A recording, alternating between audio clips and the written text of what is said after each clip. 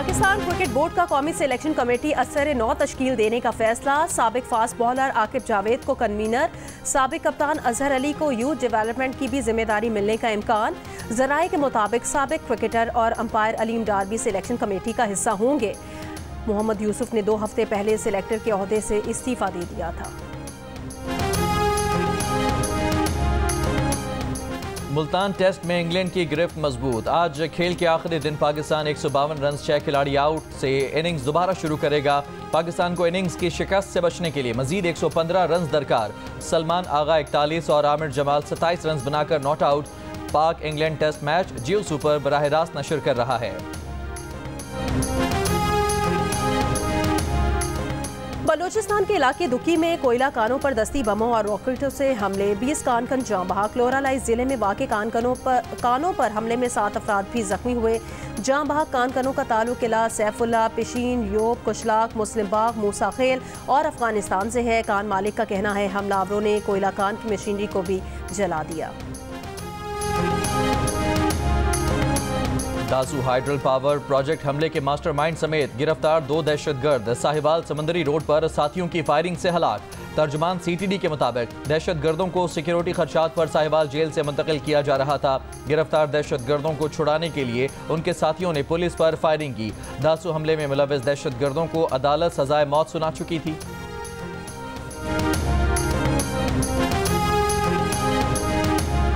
अली अमीन गंडापुर की मेज़बानी में हुकूमत और पश्तून कौमी जिरगा आज भी होगा। ग्रैंड जिरगे में पीटीआई, नून लीग, पीपल्स पार्टी, अवामी नेशनल पार्टी, जमात इस्लामी और एनडीएम शरीक। वज़ीर आला खैबर पख्तूनख्वा कहते हैं वफाकी हुकूमत से जिरगे का इख्तियार मांगा था, जिरगे के लिए कोई शर्त नहीं रखी, मैं पश्तूनों का मुकदमा लड़ूंगा।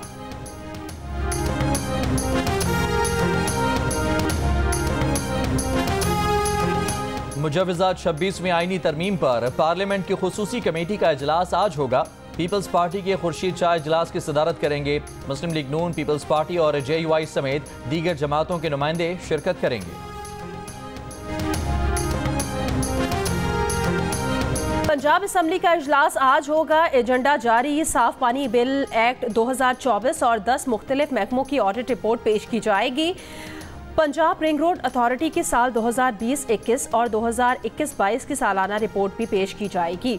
पंजाब पब्लिक सर्विस कमीशन की सालाना और 10 मुख्तलिफ महकमों की ऑडिट रिपोर्ट भी एजेंडे में शामिल है। बानी पीटीआई की बहन नौरीन न्याजी की बानी पीटीआई से मुलाकात की दरख्वास्त की समाअत आज होगी। इस्लामाबाद हाई कोर्ट के चीफ जस्टिस आमिर फारूक समाअत करेंगे। नौरीन न्याजी ने वकील सलमान अकरम राजा के जरिए इस्लामाबाद हाई कोर्ट में दरख्वास्त दायर की है। चीफ कमिश्नर इस्लामाबाद और सुपरिटेंडेंट अडियाला जेल को फरीक बनाया गया है। आज के बाद जो इन 5 IPPs के जो टेक और पे नहीं बल्कि टेक एंड पे ये ख़त्म कर दिया गया है। इन IPPs के जो साबका जो वाजबात हैं वो सिर्फ उनको अदा किया जाएगा बग़ैर किसी फाइनेंशियल कॉस्ट के। सूद उसमें शामिल नहीं होगा। माजी में कोई संगदिल हुक्मरान आया और उसने कहा कि महंगाई का से मेरा कोई सरोकार नहीं। ये हुकूमत आवाम की नुमाइंदा हुकूमत है। जो कुछ भी इन हालात में हम कर सकते हैं अल्हम्दुलिल्लाह महंगाई के कमी लाने के लिए वो किए जा रहे हैं। हबको, लाल पीर, सबा, एटलस और रोश पावर प्लांट से बिजली खरीदने के मुआहदे खत्म। दीगर IPP से भी मुआहदों पर नज़रसानी करके बिजली का टैरिफ कम किया जाएगा। वज़ीर आज़म शहबाज शरीफ का ऐलान। काबीना इजलास से खिताब में कहा वक्त आ गया है कि अवाम की मुश्किलात का इजाला किया जाए। वफाकी वज़ीर तवानाई अवैस लगारी का कहना है बिजली की कीमत को अवाम की पहुँच में लाना है। बिजली की कीमत में फी यूनिट 10 रुपये तक कमी करनी चाहते हैं।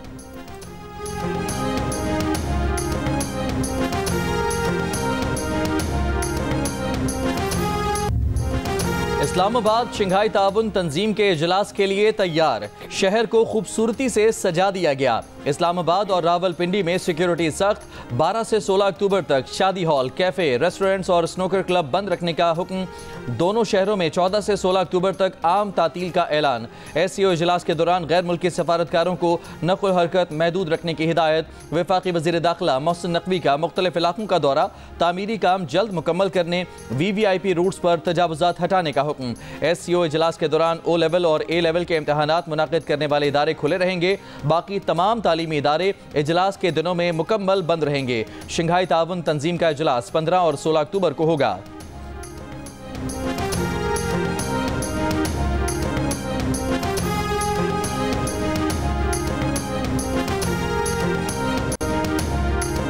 कायद-ए-आज़म यूनिवर्सिटी इस्लामाबाद में 2 लिसानी तलबा तंजीमों में तसादुम, मुतादिद तलबा जख्मी हो गए। एक कमरे को आग भी लगाई गई।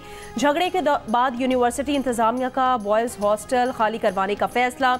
नोटिफिकेशन के मुताबिक SCO समिट के 22-20 अक्टूबर तक बॉयज़ हॉस्टल्स बंद रहेंगे। सिक्योरिटी फोर्सेस के बनू और शुमाली वजीरिस्तान में ऑपरेशंस के दौरान 4 खवारिज मारे गए। ISPR के मुताबिक सिक्योरिटी फोर्सेस ने 9 अक्टूबर को बनू के इलाके जानी खेल में इंटेलिजेंस बेस्ड ऑपरेशन किया। 10 अक्टूबर को शुमाली वजीरिस्तान के जिला हसन खेल में एक और कार्रवाई की गई। हलाक होने वाले खवारिज के कब्जे से असलहा और गोला बारूद भी बरामद हुआ। बलोचिस्तान के इलाके खुजदार में गाड़ी के करीब रिमोट कंट्रोल बम धमाका, लिविस जहलकार जाम बहक, एक शख्स जख्मी हो गया।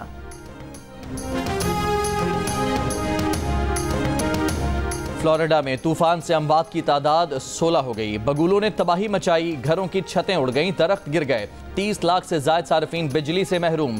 कैटेगरी 3 के तूफान के साथ शदीद बारिशें, मुतासर इलाकों में सैलाबी सूरत हाल। मिल्टन की शिद्दत कम होकर कैटेगरी 1 में बदल गई।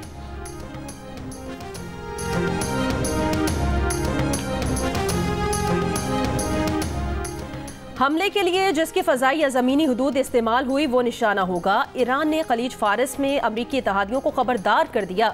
अमरीकी अखबार के मुताबिक तेहरान ने खुफिया सिफारती ज़राए से उर्दन, अमारात, सऊदी अरब और कतर को खबरदार कर दिया। अखबार का दावा है कि इन ममालिक ने बाइडन इंतज़ामिया पर वाज़े किया है कि वो अमरीका या इसराइल को अपने फ़ौजी इंफ्रास्ट्रक्चर या फ़ज़ाई हदूद ईरान के खिलाफ जारियत के लिए इस्तेमाल करने देना नहीं चाहते।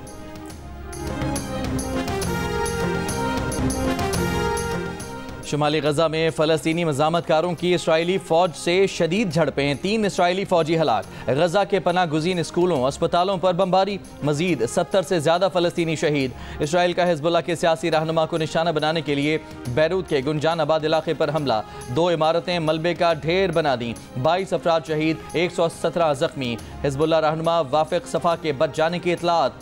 UN अमन दस्तों पर गोलाबारी पर कई ममालिक की मजम्मत। शाम लबनान सरहद पर इसराइल ने बमबारी करके ईरानी हिलाल अहमर का फील्ड अस्पताल तबाह कर दिया।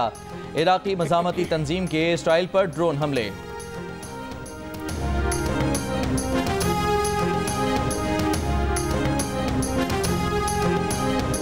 इसराइल ने नवातम एयरबेस और इंटारी अड्डे पर ईरानी मिसाइल गिरने की रिपोर्ट देने वाले अमरीकी सहाफ़ी समेत 5 सहाफ़ियों को हिरासत में ले लिया। जेरेमी लॉफ्रेडो पर दौरान जंग दुश्मन की मदद करने का इल्ज़ाम। रूसी सहाफ़ी आंद्रे एक्स का कहना है कि उस समय 2 सहाफ़ियों को बिना किसी इल्ज़ाम इसराइली फ़ौज ने 11 घंटों तक हिरासत में रखा और तशद्दुद का निशाना भी बनाया।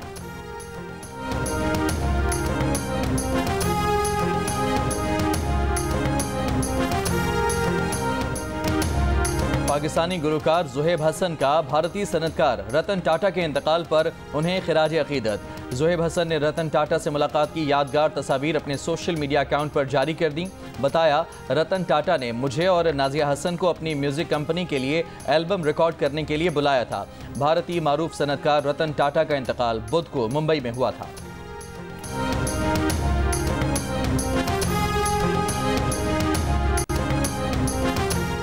दुबई के शेख इब्राहिम को भी दिल का रिश्ता ऐप से खूबसूरत हम सफ़र मिल गई। लड़की की तलाश में दिल का रिश्ता ऐप पर आए तो मुल्तान की सायरा से उनका मैच मिल गया।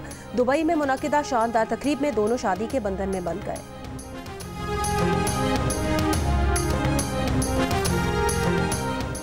आर्ट्स कौंसिल जंग और जियो के इश्तराक से आलमी कल्चर फेस्टिवल जारी। 15वें रोज़ अवाम की फरमाइश पर खेल तालीम बालगा 2.0 दोबारा पेश किया गया। स्पेन के थिएटर ने नौजवानों की अदाकारी के गुर भी सिखाए। और हर किरदार जानदार, हर दौर और हर उम्र के अफराद में मकबूल। बॉलीवुड के शहंशाह अमिताभ बच्चन 82 बरस के हो गए। Happy birthday big B.